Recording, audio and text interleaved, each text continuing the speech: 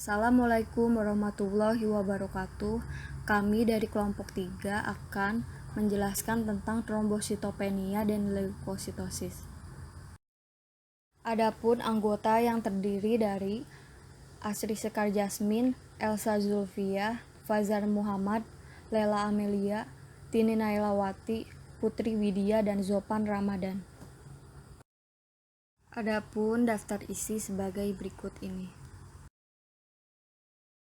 Jadi, apa yang dimaksud dengan trombositopenia? Trombositopenia merupakan suatu kondisi di mana trombosit atau fragmen sel darah dalam tubuh mempunyai jumlah yang lebih rendah dari biasanya. Nilai normalnya sekitar 150.000 sampai 350.000 mikroliter. Trombositopenia ini biasanya dapat menyebabkan masalah perdarahan karena trombosit berperan dalam membantu proses pembekuan darah. Kemungkinan rendahnya trombosit ini diakibatkan tidak cukup banyak platelet yang dibuat. Platelet sedang dihancurkan atau terperangkap di limpa, di mana limpa ini merupakan organ yang bertindak sebagai filter darah, terletak di bagian perut di bawah tulang rusuk di sebelah kiri. Trombositopenia lebih sering terjadi pada anak-anak dibandingkan dengan orang dewasa, tetapi masih sangat jarang pada anak-anak, biasanya hilang dengan sendirinya. Pada banyak orang dewasa, keadaannya tidak membaik, tetapi biasanya tidak memerlukan perawatan apapun. Banyak faktor yang dapat menyebabkan trombositopenia atau jumlah trombosit yang rendah. Kondisinya bisa diwariskan atau didapat. Kadang-kadang penyebab trombositopenia ini tidak diketahui. Secara umum, jumlah trombosit yang rendah terjadi karena 1. Sumsum tulang tubuh tidak menghasilkan cukup trombosit. 2. Sumsum tulang menghasilkan cukup banyak trombosit, tetapi tubuh menghancurkan atau menggunakannya, dan limpa menahannya terlalu banyak trombosit. Sebenarnya banyak kondisi dan faktor yang dapat merusak sel punca dan penghancuran platelet oleh tubuh, di antaranya seperti kanker, pengobatan, infeksi, kehamilan, penyakit autoimun, pembesaran limpa, dan lain sebagainya. Kanker seperti leukemia atau limfoma dapat merusak sumsum tulang dan menghancurkan sel punca darah. Perawatan kanker seperti radiasi dan kemoterapi juga dapat menghancurkan sel induk. Pengobatan beberapa obat seperti diuretik dan chloramphenicol dapat memperlambat produksi trombosit. Obat umum yang dijual bebas seperti aspirin atau ibuprofen juga dapat mempengaruhi trombosit. Selain itu, reaksi terhadap obat dapat membingungkan tubuh dan menyebabkan menghancurkannya trombosit. Contoh obat-obat yang dapat menyebabkan hal itu seperti kina, antibiotik yang mengandung sulfa, dan beberapa obat untuk kejang seperti dilantin, vancomycin, dan rifampicin. Kina adalah zat yang sering ditemukan dalam air tonik atau produk kesehatan bergizi. Jumlah trombosit yang rendah dapat terjadi setelah keracunan darah akibat infeksi bakteri yang meluas. Virus seperti mononukleus dan sitomegalovirus juga dapat menyebabkan jumlah trombosit yang rendah. ITP, penyakit autoimun, terjadi jika sistem kekebalan tubuh secara keliru menyerang sel-sel sehat di dalam tubuh. Jika penyakit autoimun menghancurkan trombosit tubuh, trombositopenia dapat terjadi. Salah satu contoh penyakit autoimun jenis ini adalah trombositopenia imun atau ITP. ITP adalah kelainan perdarahan di mana darah tidak menggumpal sebagaimana mestinya.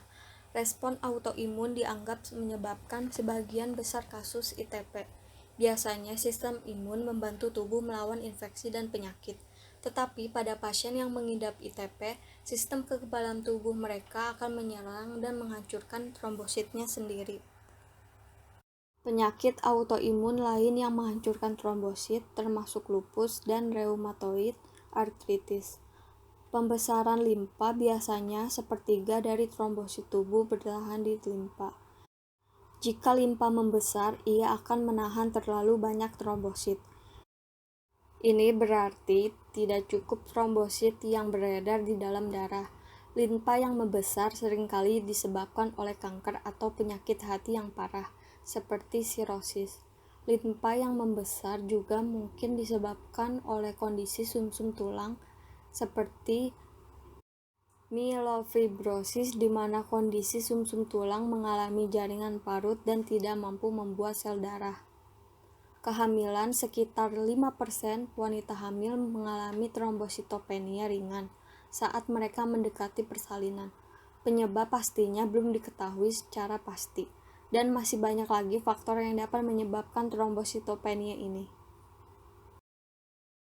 Gejala yang muncul dari trombositopenia ini antara lain mudah memar, mimisan, gusi berdarah, pendarahan di kulit yang terlihat seperti ruam, luka mengalami pendarahan terus-menerus, darah pada tinja dan urin, merasa lelah secara berlebihan, pembengkakan limpa.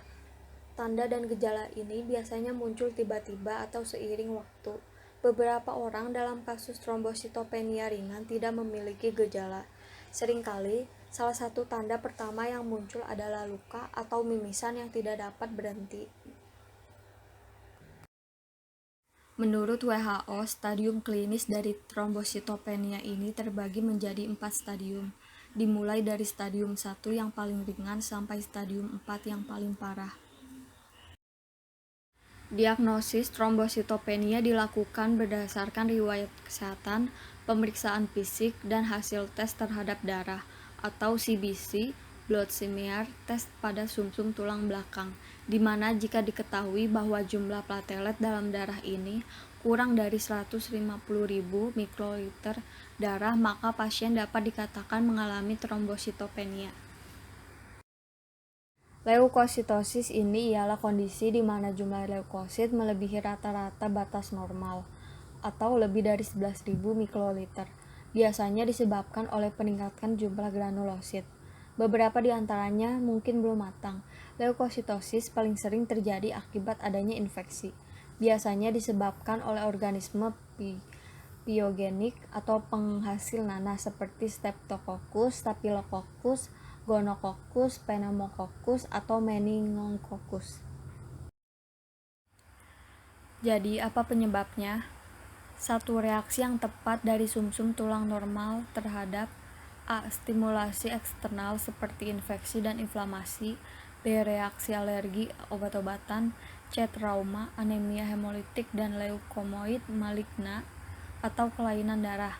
2. Efek dari kelainan sumsum tulang primer seperti leukemia akut dan leukemia kronis.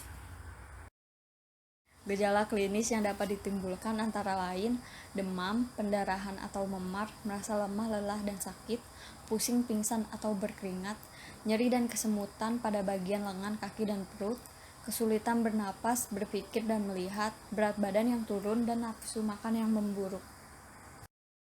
Stadium klinis.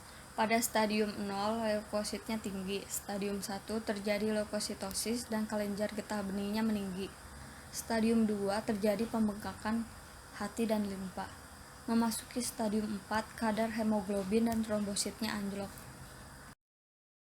Ada 3 diagnosis yang dilakukan untuk menentukan mengapa leukosit lebih tinggi dari biasanya. Yang pertama ada CBC, yang kedua peripheral blood smear, dan biopsi sumsum tulang belakang. Biasanya tubuh menghasilkan antara 4.000 dan 11.000 leukosit per mikroliter darah jika tidak hamil.